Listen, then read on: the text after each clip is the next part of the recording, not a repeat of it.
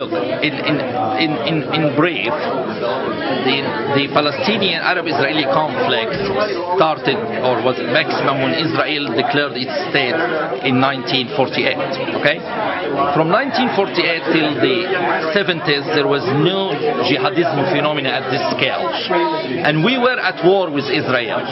After the 70s, when actually many of the Arab countries became having peace with Israel, we started to see jihadism phenomena. So when you put these things in time relationship, you can see jihadism is not related in time to the existence of Israel as a state.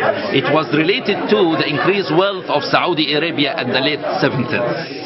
So it was not starting from 1948, it started basically in the late 70s when the Saudi became rich. And what have the Saudis done with that money? The Saudis supported jihadism, and to some extent, but what was more important was the perception in the Muslim world. They thought that because of that Saudis applied these Sharia laws, God blessed them with money and wealth and petrol.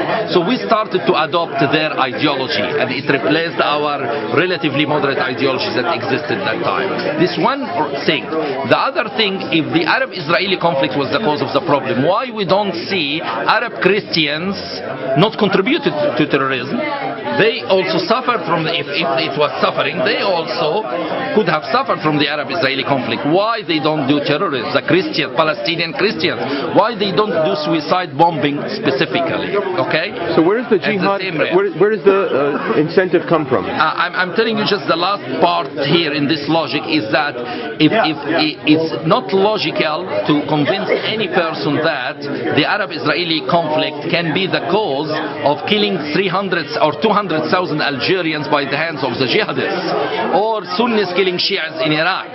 So trying to blame the Arab-Israeli conflict for everything is extremely unfair and illogical. This is number one. The main source of the problem is the incitement of hatred against the Jews and Israel in our religious text.